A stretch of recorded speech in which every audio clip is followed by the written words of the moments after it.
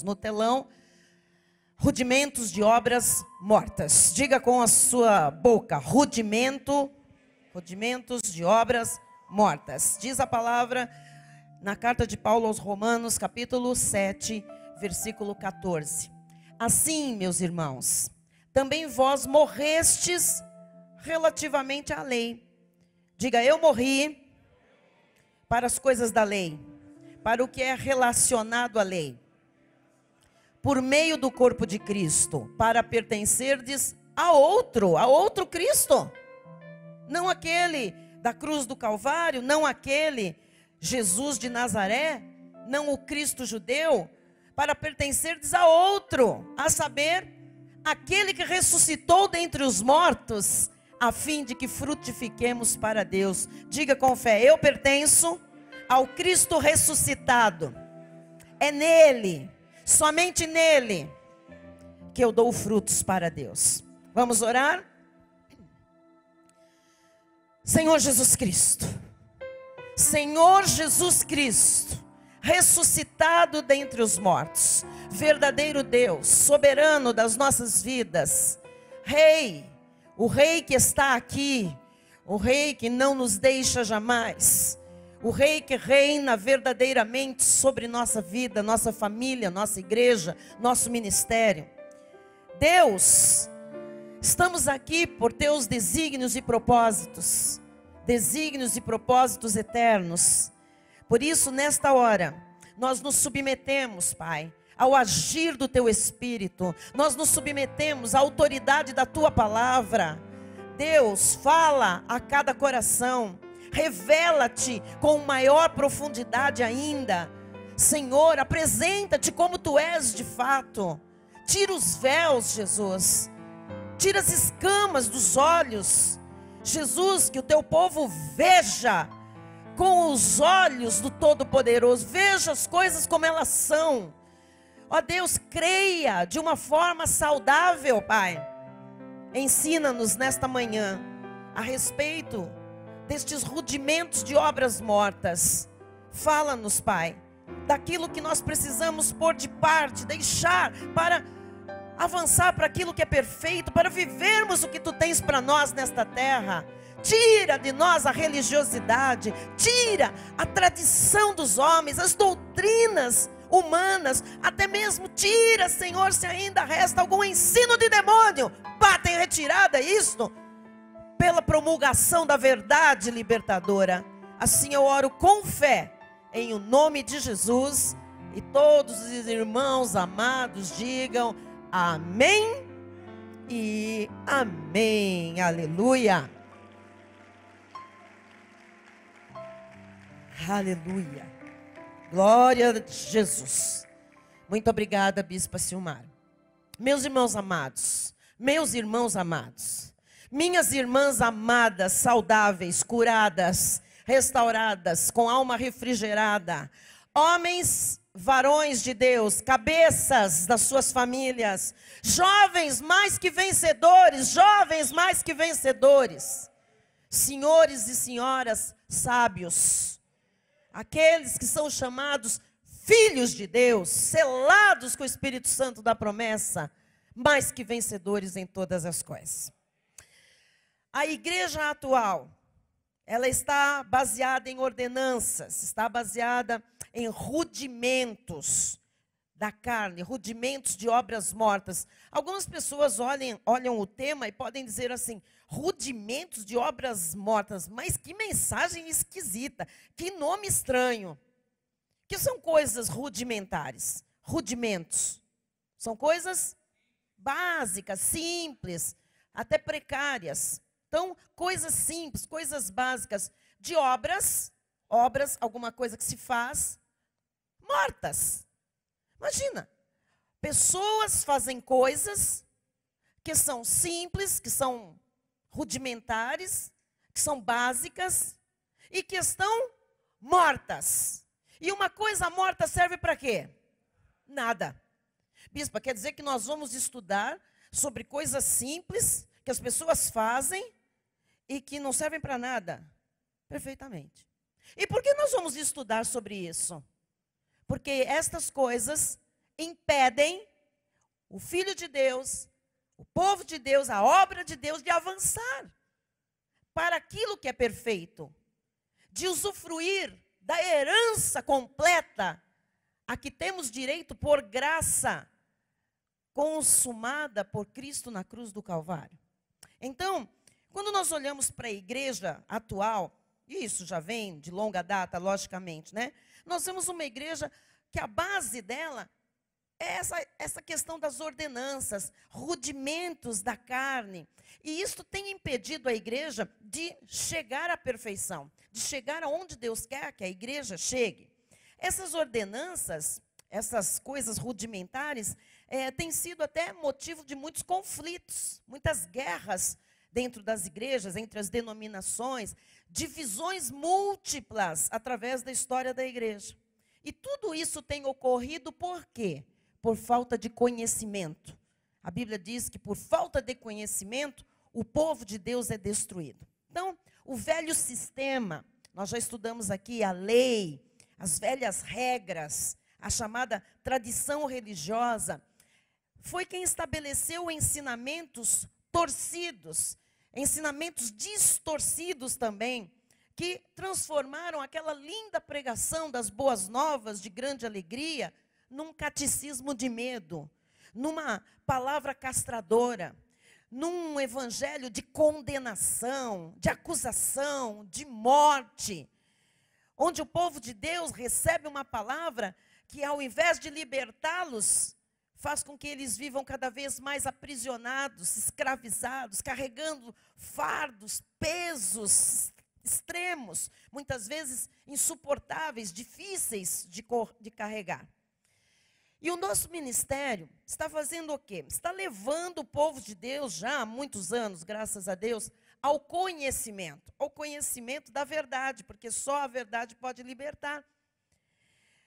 Para quê? Para que através deste conhecimento levado ao povo de Deus, as pessoas sejam livres, as pessoas sejam confiantes, as pessoas sejam seguras, as pessoas sejam firmes na sua fé, nas suas convicções, as pessoas sejam plenas, as pessoas sejam felizes, as pessoas sejam realizadas em Cristo Jesus.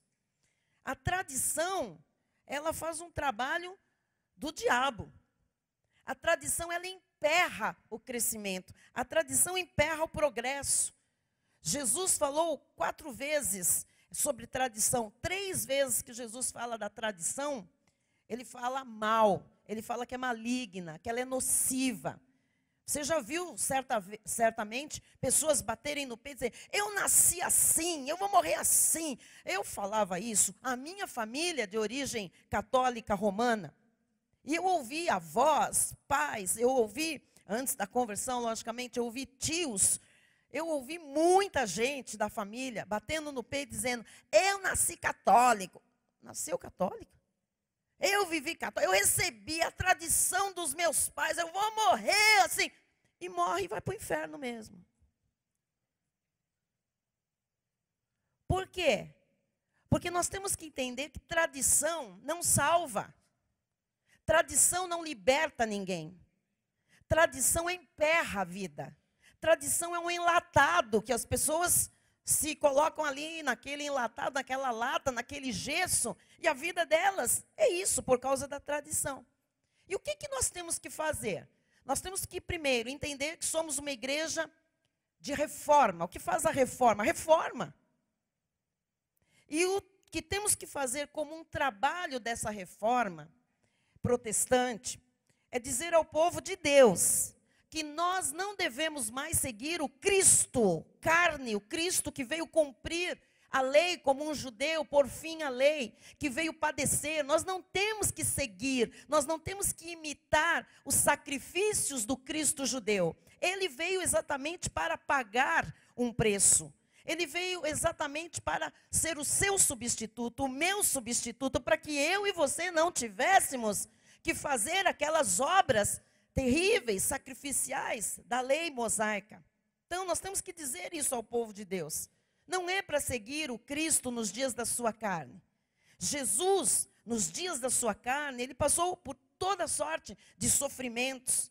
E para quê? Para cumprir a lei. 613 pontos da lei cumpridos somente pelo Senhor Jesus Cristo. Nenhum homem foi capaz e nem seria capaz de cumprir toda a lei, porque no homem, na carne, tem a lei do pecado que o impede, que dificulta, que não permite que ele cumpra cabalmente os 613 pontos da lei.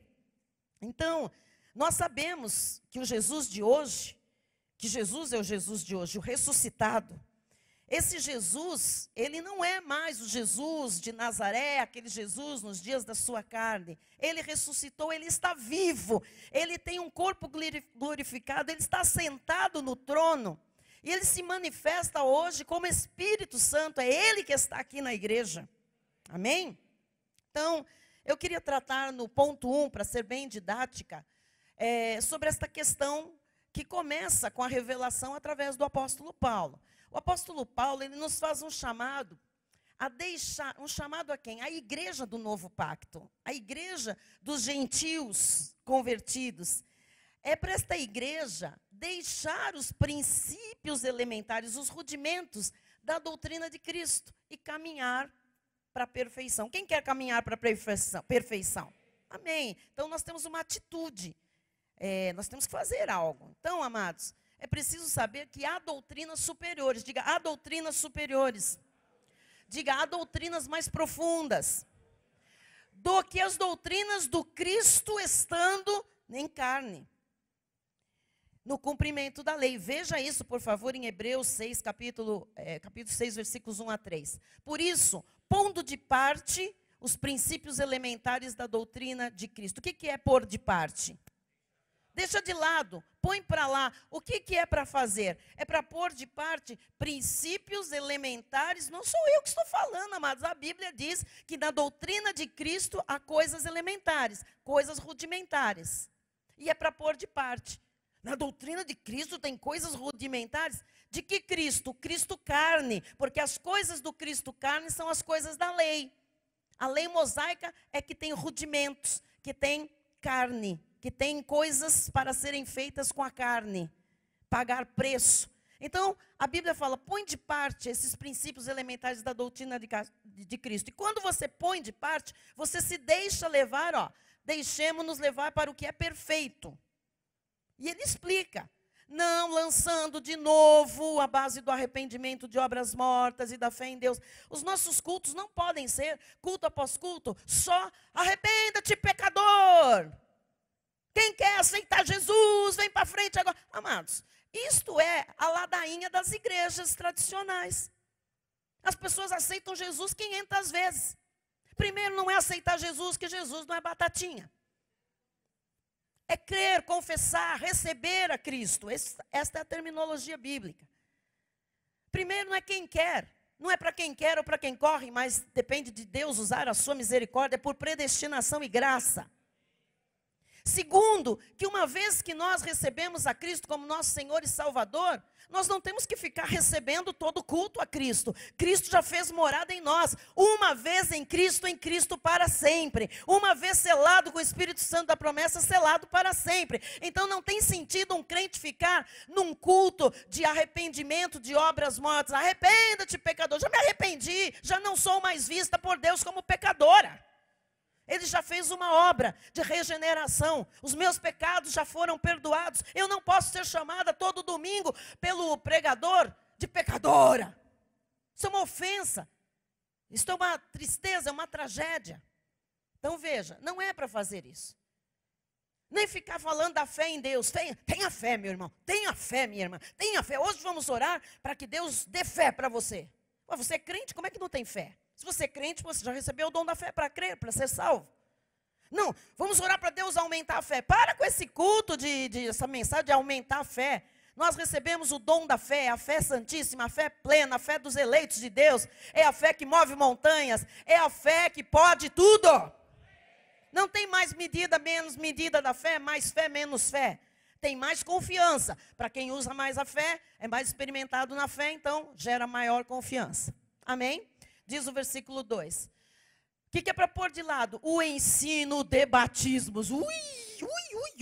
Agora pegou. Como assim? É para pôr de lado. o ensino de batismos. Ah, porque tem vários? A igreja ensina que tem vários. Eu vou lhe mostrar que não tem. Mas esses vários que foram criados pela tradição, eles devem ser colocados de lado. Que mais? A imposição de mãos. Imposição de mãos, amados, não é para ser uma coisa barata. Todo culto tem fila, impõe a mão, impõe a mão. Não, é a mão do líder, é que poderosa. Isso cria o quê? Idolatria. Isso cria dependência, isso cria muletas, isso cria doenças na alma, mentiras na alma, achando que aquela pessoa, se não for a mão dela. Não, é para pôr de lado essa questão da ressurreição dos mortos e do juízo eterno. Mas nós não podemos ficar pregando para crente juízo eterno. Nós já temos vida eterna em Cristo Jesus. A palavra diz que os que creram, que receberam, passaram da morte para a vida. Diga glória a Deus. Então, diz o versículo 3, olha só. Isso faremos, ou seja, falar sobre isso, se Deus permitir. O que é este culto de hoje? A permissão de Deus para nós falarmos disso. Amém? Por que Deus está permitindo? Não é porque nós vamos fazer uma fila aqui de unção com óleo, de imposição de mãos, porque nós vamos chamar todo mundo de pecador.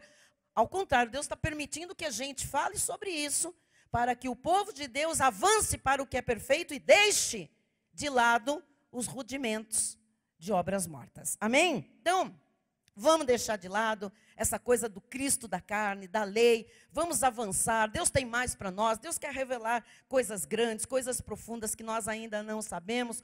Portanto, amada igreja, vamos ter cuidado para não cair na armadilha dos rudimentos e se esquecer de que Cristo nos salvou. Não vamos nos esquecer que Ele nos chamou para a liberdade. Toda vez que nós nos submetemos a rudimentos, nós nos tornamos escravos, nós nos tornamos presas de coisas que não nos deixam avançar para aquilo que é perfeito. Olha o que Paulo disse aos Gálatas no capítulo 5, versículo 1. Para a liberdade foi que Cristo nos libertou. Permanecei, pois, firmes na liberdade. E não vos submetais de novo a jugo de escravidão. Olha, mas a gente já foi escravo do pecado quando a gente não tinha Cristo. Já tinha um jugo pesado. A gente fazia a vontade do império das trevas, do imperador das trevas. A gente seguia o curso do mundo. A gente era preso, escravo, cativo. Aí o Senhor vai lá, nos busca, nos compra, nos redime, nos livra do império das trevas, nos transporta para o seu reino de amor.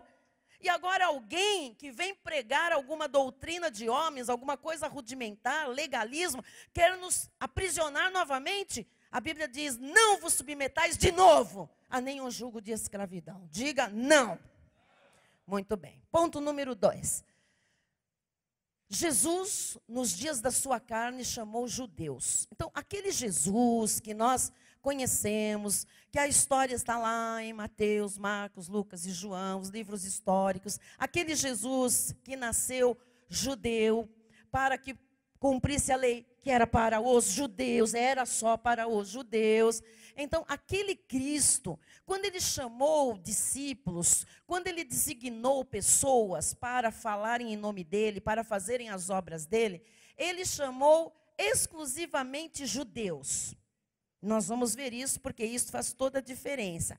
A ordem que Deus deu para os seus discípulos judeus foi também para que eles pregassem a outros judeus. Então veja, Jesus na carne era judeu, ele chamou judeus e ele deu uma ordem para esses judeus e disse para eles, preguem para outros judeus. Querem ver? Mateus capítulo 10, versículos 5 e 6. A estes 12 enviou Jesus dando-lhes as seguintes instruções. Que 12? 12 discípulos que ele tinha chamado judeus. E qual foi a instrução? As instruções, quais foram? Não tomeis rumo aos... Se você entender isso, vai ficar tudo muito fácil. O Senhor pegou aqueles 12, quem eram esses 12? Quem era? Pedro, João, Tiago, Mateus, Marcos, Lucas. Ok, Lucas não. Lucas não estava nessa leva. Então, preste atenção. O Senhor pegou aqueles 12 e disse, olha aqui, filhos queridos, judeuzinhos, venham aqui do meu coração. Vocês não tomem rumo aos gentios. Não se metam a falar nada para os gentios. O que são gentios? São pessoas que não são judias. São homens e mulheres que não têm sangue israelita em suas veias. Então o Senhor chamou aqueles 12 judeus, discípulos de Jesus, e disse: não preguem para os gentios, nem entreis em cidade de... O que é isso? Samaritanos, eles eram um pé no judaísmo e um pé no gentilismo. Eram meios judeus. Por que meios judeus? Na verdade, eles eram judeus. Mas os samaritanos, eles conservavam algumas tradições do mundo, porque eles tinham sido, o quê? Eles eram remanescentes daquele povo judeu da Babilônia, que ficou ali cativo 70 anos. Então eles aprenderam muitos costumes e misturaram um pouco aquela tradição do judaísmo com as coisas do mundo. Então eles eram mal vistos pelos judeus. Os samaritanos eram aquele negócio meio do caminho, sabe? Então o que Jesus disse? Olha, não é para vocês pregarem para gentios. Não é para vocês entrarem em cidades de samaritanos. E agora vem o versículo 6 e diz: mas, de preferência, porque ao longo do caminho eles poderiam encontrar alguma dessas pessoas que Deus tinha algum plano e pregar para eles, se alguma coisa acontecer. Mas, de preferência, procurai as ovelhas perdidas da casa de... Então, o que Deus falou para o Senhor Jesus? Ali falou para aqueles 12 judeus: preguem a judeus. Ponto. O Cristo ressuscitado, ele chama gentios. Então, o Cristo da carne veio para os judeus como um judeu e enviou os judeus para outros judeus. E o Cristo ressuscitado chama gentios. E para os gentios, para pregar aos gentios, o Senhor levantou alguém específico, chamado apóstolo Paulo. Quem aqui é judeu? Quem aqui é gentil? Qual é a pregação para nós? É a de Pedro, João, Tiago ou é a de Paulo? Paulo. Mas nós não ouvimos o que Pedro, nós não seguimos o que Pedro falou. Quando passa pelo filtro das 14 epístolas de Paulo, que são para nós assim recebemos. Aquilo que é exclusivamente para judeus não nos diz respeito. A igreja está entendendo? Olha só o que diz aqui Atos 22, 21. Olha aqui a revelação. Mas ele me disse, Paulo está dando o seu testemunho e diz o que Jesus ressuscitado. Paulo não conheceu Jesus judeu. Paulo não conheceu Jesus de Nazaré. Paulo não andou com ele.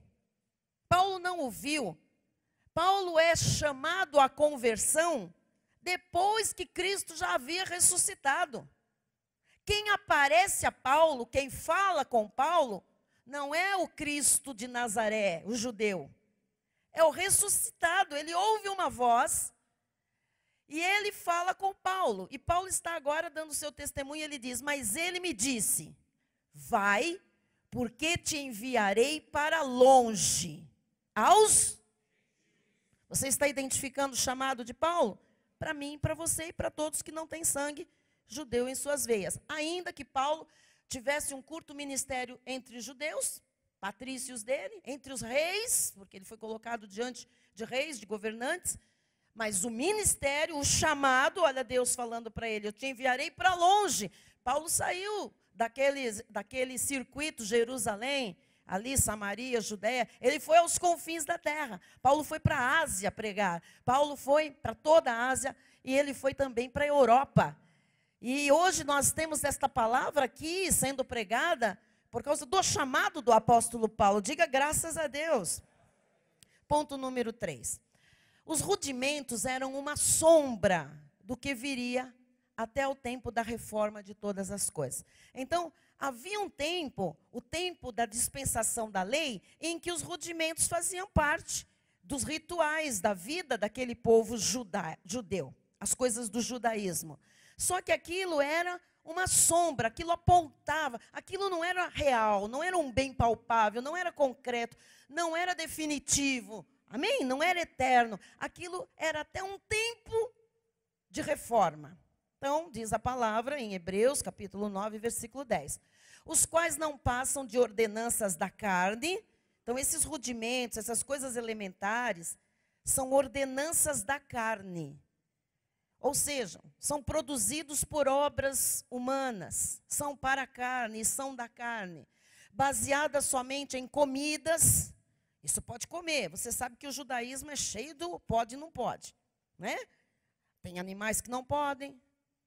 Tem um tipo de morte de animais até que eles comem que não pode ser de uma tal forma. Você sabe que hoje existem uma comida kosher. Tem toda uma comida de uma preparação. Os judeus vão ver como aquilo é preparado. Se o animal é morto, de que forma? Porque eles seguem o quê? A letra.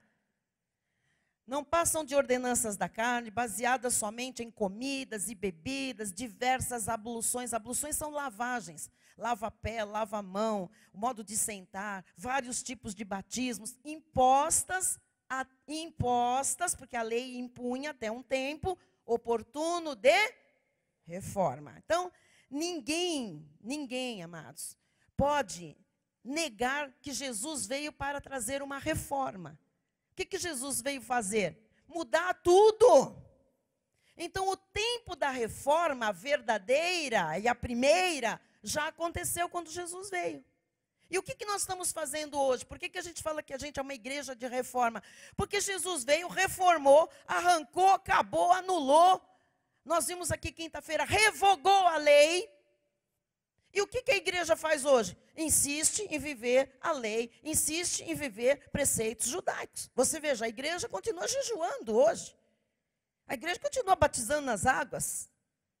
A igreja vai para o monte, a igreja usa véu, a igreja põe cinza na cabeça. A igreja ainda tem essas questões de comidas, muitas denominações ainda tem, do que pode, do que não pode. Então veja, Jesus já veio, a nossa reforma hoje é voltar à reforma primeira que Jesus fez. A reforma da reforma. É uma contra-reforma. A segunda contra-reforma. Que ela já aconteceu também na Idade Média, né? E o que nós estamos dizendo aqui? Que hoje as pessoas olham para nós e dizem, mas vocês não batizam? Não. Só há um que batiza. Chama-se Jesus Cristo, é o verdadeiro batismo. Por isso que nós não temos que batizar. Se ele batiza, quem sou eu para batizar alguém? Vocês não fazem jejum? Deus me livre, já me livrou, porque eu fiz muito. São obras mortas. Tem algum efeito? Nenhum. Bispa, peraí. Eu fiz um jejum de 40 dias. Ah, você é melhor que Jesus, né? Que Jesus fez o de 40, que era para pôr fim, era o máximo.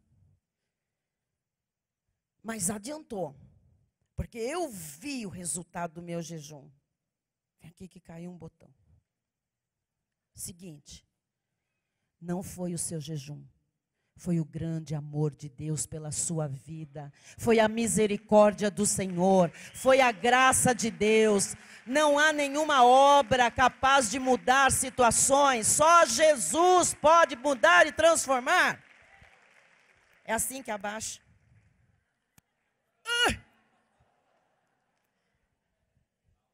Quem aprendeu ontem?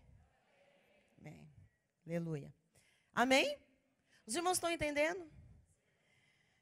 Então, quando as pessoas olham para nós, nós temos que ir para a Bíblia e falar para elas que ninguém pode nos julgar. Ninguém pode nos julgar por causa daquilo que nós não fazemos como rudimentos. Nós não termos aqui na igreja, no nosso ministério, nenhum rudimento, nenhuma obra morta em nossa vida. Quer ver só? Colossenses 2, 16 e 17 diz assim: ninguém, pois, vos julgue por causa de comida e bebida. Ninguém vos julgue. E aqui, peraí, ninguém julga quem? Mas é o que está falando no versículo. Ninguém julga ninguém. Se eles querem comer, não querem comer porco, problema deles. E hoje vão almoçar porco, viu? Mas vão almoçar porco hoje. Abominação total para um judeu. Porco para eles é maldito. Então, olha só. Ninguém pois, vos julgue por causa de comida e bebida. Esta carta é uma carta escrita pelo apóstolo Paulo, o apóstolo aos gentios, o apóstolo da graça de Deus, o apóstolo com a revelação do novo pacto. Ele está escrevendo para uma igreja em graça. Por que ele está escrevendo para uma igreja em graça? Porque ele tinha pregado aos colossenses. A igreja já vivia esta revelação que nós temos hoje. Então eles tinham liberdade para comer o que eles quisessem. E aí Paulo escreve para eles que eles estavam sofrendo o quê? Discriminação dos legalistas, pressão, condenação, injustiça. Dizendo, lá o pessoal, lá, é fajuto, aquilo lá é fajuto, aquela igreja lá não falam isso da gente. É seita. É nova era. Aí é a máxima da ignorância, falar que é nova era. Mas vamos continuar. Ninguém, pois, vos julgue.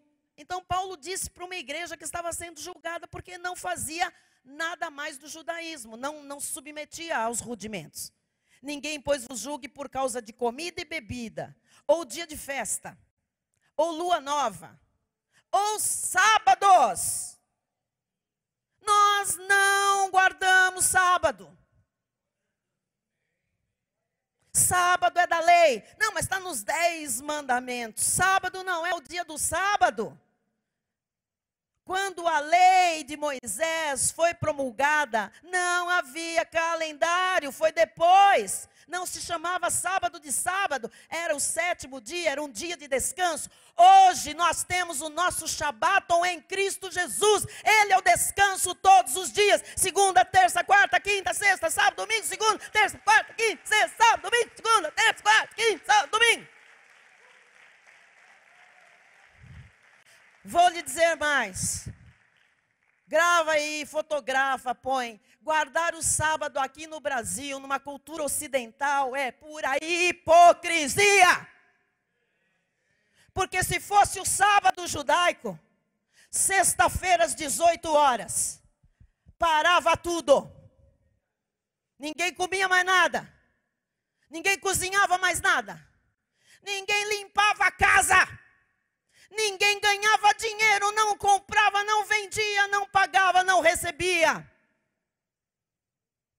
Até 18 horas do sábado. Desculpem, amados.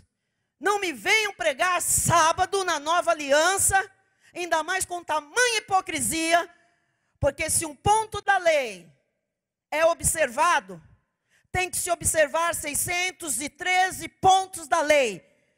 E quem tropeça num, e eu começo a dizer que esses que falam que guardam o sábado, já tropeçam no próprio sábado, porque estão com as suas empresas abertas, os seus comércios abertos, ganhando, recebendo, pagando, indo a restaurantes, indo a cinemas, não podia. Então não me venha pregar sábado aqui, não. Isto é hipocrisia. Isto é mentira, isto é fachada. Isto é rudimento de obra morta, não serve para absolutamente nada. Santidade, descanso, é produzido de dentro para fora. Ou Jesus produz santidade e descanso, ou nada e ninguém vai poder fazer isso por nós. Então a palavra de Deus diz que ninguém pode nos... não vou lá na Cristo Vivo, eles estão na graça lá, essa graça aí que não guarda o sábado. A gente guarda todos os dias. Amém? Nem luas, nem sábados. Olha o que diz o versículo 17.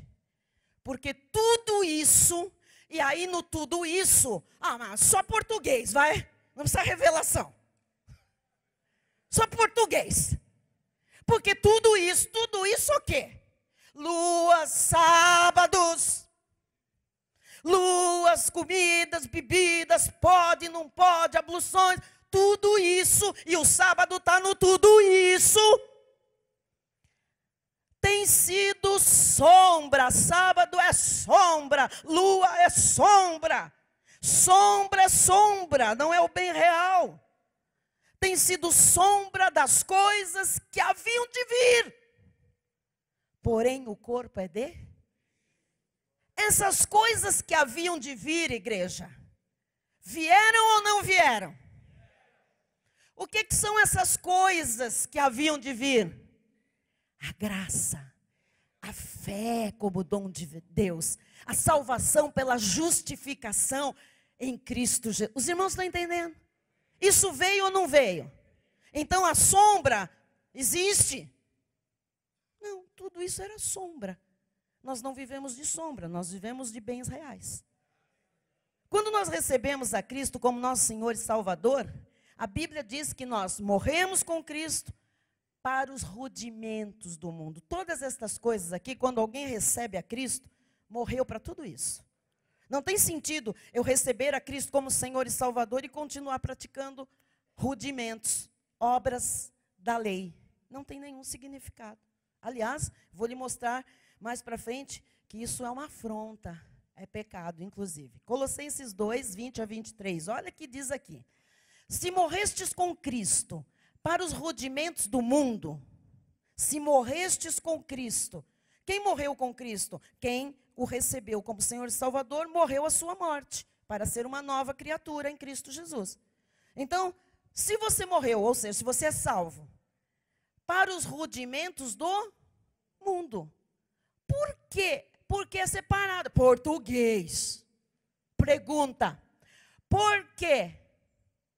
Como se vivesseis ainda no mundo, não tivéssemos ainda Cristo, não fôssemos ainda salvos. Vos sujeitais a ordem. Olha só, como é que uma pessoa que tem Cristo, que é salva, se sujeita a ordenanças?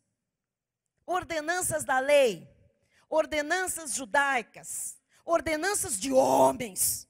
E agora ele faz aqui algumas delas, lembra algumas delas, no versículo 21. Não manuseis isto, não proves aquilo, não coma aquilo, não toques aquilo outro, não usa, não faz, não compra, não usa, não come. Segundo os preceitos e doutrinas dos... Está claro? Está claro, igreja? Não coma, não olha, galinha no sangue, não sei o quê, e pode, o porco, e a lua, e agora, isso, é de manhã, e o horário, e a roupa, e o cabelo, e a barba. Segundo os preceitos e doutrinas dos... E agora o desfecho. Pois todas estas coisas, todas estas doutrinas dos homens, doutrinas do judaísmo, os rudimentos, todas estas coisas com o uso se... Ou seja, não fica nada, não serve para nada, é obra morta. A pessoa faz, e ela usa estes preceitos e se destroem. Ou seja, não tem substância, não tem substância, não serve para nada. Tais coisas, isso é muito interessante. Que tais coisas? Comer, não comer, usar, não usar, mexer nisso, mexer naquilo. Tais coisas... Com efeito, aqui entra sábados também, luas, tem aparência de sabedoria, parece uma coisa sábia. Estou aqui em jejum, desde ontem que eu não me alimento. E quem não tem conhecimento, olha e fala, uau, que santa, meu Deus. Deus sabe. Tem aparência de sabedoria. Estou numa campanha, 13 sextas-feiras, eu já estou na 11ª. E a pessoa diz, não consigo uma sexta, e o homem consegue 13. Ele é bom. Todas estas coisas, com efeito, têm aparência de sabedoria, como o culto de si. Parece, a pessoa... mas é um culto de si mesmo. Eu jejuo. Eu não corto o cabelo. Eu não tinjo o cabelo. Mas você é feia, hein? Você é feia. Você é feia, amada. Você é um tribufozinho, amada, ó. Porque você não come, você faz jejum, mas quando quebra o jejum, vai a geladeira toda. Aí não corta, não pinta. Parece sabedoria, culto de si mesma. e de falsa humildade. Rigor ascético, vou explicar o que é isso. Todavia, não tem valor algum contra a sensualidade. Em algumas versões está contra obras da carne, ou apetites e apelos da carne, ok?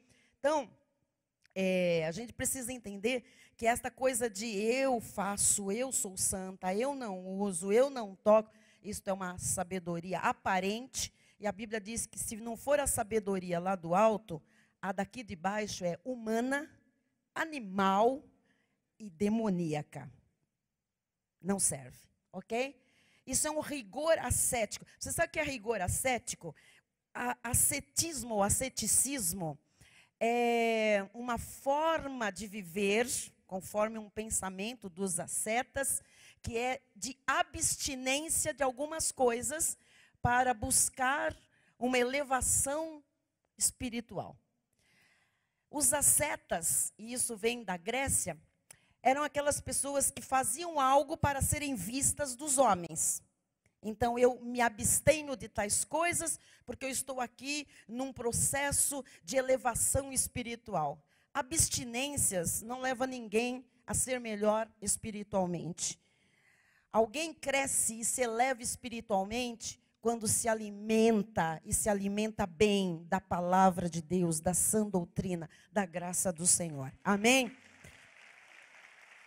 Muito bem. E aí fica buscando essa espiritualidade através de abstinências, e muita abstinência faz a carne ficar cheia de apetites, porque ela não está sendo alimentada com o que ela deveria ser alimentada. Então as pessoas se abstêm de alimentos, a carne fica nervosa, desestabiliza, o metabolismo fica maluquinho. Aí a pessoa se abstém de sexo no seu casamento, entra o diabo e é pecado. Então a pessoa fica ali, amado, de repente está ali, não tem valor nenhum contra a sexualidade, cai em pecados muitas vezes de adultério, de desejos que só Deus sabe que está lá na mente, no coração. Então isto tudo não é uma forma de viver que Jesus aprove. Os irmãos estão entendendo? E eu quero aqui, então, deixar o gancho para quinta-feira, mas eu preciso falar, porque eu prometi. Ponto número 4. O rudimento do batismo, já coloquei rudimento para você entender que é uma obra morta, não serve para nada, não tem efeito nenhum. O rudimento do batismo nas águas, ou na água, era sombra, é lei, sombra, do verdadeiro batismo no Espírito Santo. Então, o batismo na água só tinha uma serventia: fazer o homem mostrar-se arrependido. Um ato exterior, algo visível, como todas as coisas da lei mosaica, né? Então, ele se arrependia de ter errado, de ter pecado, e ele ia a alguém que batizava. Aqui no caso nós vamos falar de João Batista, o batizador, como ele é chamado, e ele mostrava arrependimento público. E então ele passava pelas águas. Número 1, era um ato exterior, portanto, da lei. Número 2, aquele ato não removia o pecado que ele tinha cometido. Aplacava a sua própria consciência, mas o pecado continuava lá, e as consequências daquele pecado também. Ele não tinha redenção, ele não tinha justificação. O batismo nas águas era apenas um ato exterior que mostrava um arrependimento. O que a igreja muitas vezes não sabe, a igreja de Jesus, é que todas as vezes que uma pessoa se arrependia, ela era batizada nas águas, ela podia se batizar nas águas. Então as pessoas viviam se batizando nas águas. Quando? Quando elas pecavam e queriam mostrar arrependimento. Quem está entendendo? Amém? Muito bem. Então, era um rito externo, desprovido de qualquer espiritualidade, não tirava o pecado, apenas aplacava a consciência por algum tempo. Vamos ver Marcos 1:4, que diz: apareceu João Batista no deserto, pregando o batismo de arrependimento para a remissão de pecados. Deixa eu lhe falar uma coisa. Apareceu João Batista pregando esse batismo nas águas. E antes de João Batista? Agora vamos lá. Me cutucaram na rede social, agora vamos. Você cutuca com ignorância, eu te respondo com a palavra de Deus. E antes de João Batista? Quem batizava? Quem batizava? Ninguém. Portanto, nem o batismo das águas é um ponto da lei mosaica. Nunca foi. Não está nem entre os 613 mandamentos. Nenhum profeta se batizou. Os irmãos estão entendendo? O único e verdadeiro batismo é o do Espírito Santo. Não é o batismo de João Batista. 1 de Pedro 2:24. Carregando ele mesmo em seu corpo sobre o madeiro os nossos pecados, para que nós, mortos para os pecados, vivamos para a justiça. Mortos para os pecados, vivamos para a justiça. Aqui tem algum batismo nas águas? Aqui diz que Jesus carregou ele mesmo sobre o madeiro, em seu corpo, os nossos pecados. Batismo nas águas não carrega pecado de ninguém. É a fé na obra de Cristo que carrega o seu e o meu pecado. Aliás, ele já carregou e hoje isso se manifesta na sua e na minha vida, quando nós cremos na obra do Cristo no madeiro. Não é nenhum batismo na água que carrega pecado. Para que nós, mortos aos pecados, eu creio que Jesus carregou os meus pecados para o madeiro, eu vivo para justiça, eu sou justificada pela fé na obra de Cristo. Por suas chagas, fui sarada, você foi sarado. Diga amém. Romanos 6, vamos ler alguns versículos. Que diremos, pois? Permaneceremos no pecado para que seja a graça mais abundante? De modo nenhum. Como viveremos ainda no pecado, nós,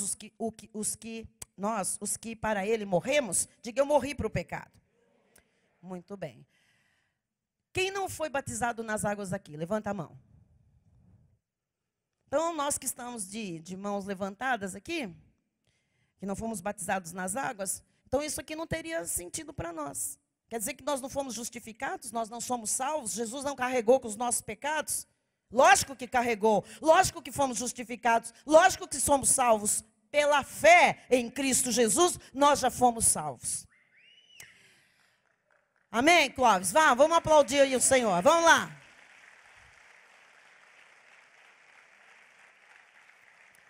Versículo 7. Porquanto quem morreu está justificado do pecado. Não fala nada de ter que passar pelas águas. Morreu em Cristo Jesus, morreu a morte de Cristo, quando o recebeu, está justificado, está perdoado, está limpo de todo o pecado. Ora, se já morremos com Cristo, cremos que também com Ele viveremos. Assim também vós, considerai-vos mortos para o pecado. Não é passe nas águas, é considerai-vos mortos. Se você crê em Jesus, se considere morto para o pecado. Mas vivos para Deus, em Cristo Jesus. Aleluia, diga, estou viva para Deus. Versículo 12. Não reine, portanto, o pecado em vosso corpo mortal, de maneira que obedeçais às suas paixões. Então agora é você que não deixa o pecado tomar ocasião aí.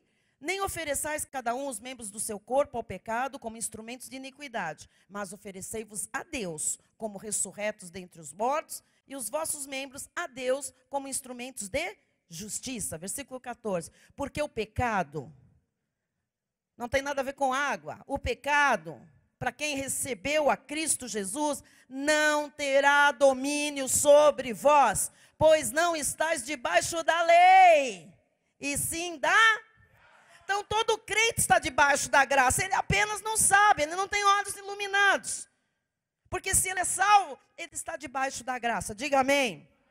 Então, o batismo na água, eu quero encerrar dizendo isso, era uma sombra que desapareceria quando a nova aliança passasse a vigorar. E ela já vigora desde a morte e ressurreição de Cristo. Eu encerro com duas passagens, João 3, 25 a 30, que diz, ora, entre os discípulos de João, esse João é o Batista. Entre os discípulos de João e um judeu, suscitou-se uma contenda com respeito à purificação.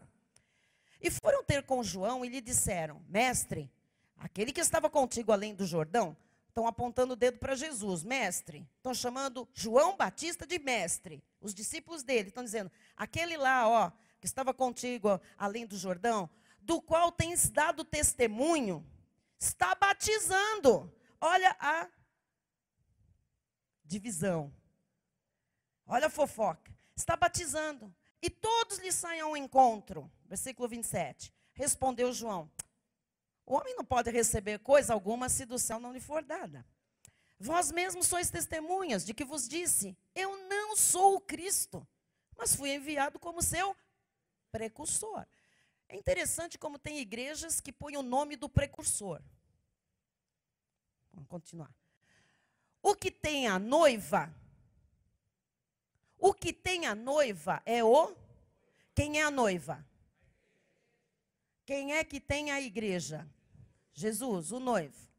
O amigo do noivo, que está presente, João, o amigo do noivo, o amigo de Jesus, que está presente, e o ouve, muito se regozija por causa da voz do noivo, pois esta alegria já se cumpriu em mim. Você está vendo a humildade de João Batista? Convém que ele cresça e que eu diminua. Mateus 3, 11 e 12. Agora, eu vos batizo com água para arrependimento.